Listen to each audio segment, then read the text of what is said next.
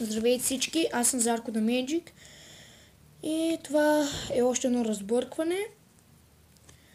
То се нарича разбъркване карта по карта, което е много полезно, защото ако искате една карта да я сложите най-отдолу на тестето, а тя ви е най-отгоре, това разбъркване ще ви послужи. Ето сега най-отгоре е жокера.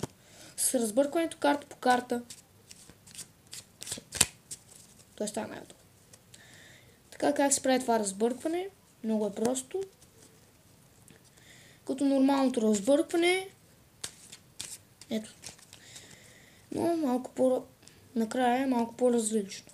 Първо взимате карти и когато забележите, че стават малко, с палеца придърпвате една по една картите. Ето така. Или пък това също служи и най-долната да дойде най-отгоре. А как? Ами, взимат така и картата е най-отгоре. Ще показвам и други разбърквания, които пак да запазват най-горната карта. Ще покажа разбъркване и много други. Коментирайте, оценявайте, абонирайте се и до скоро!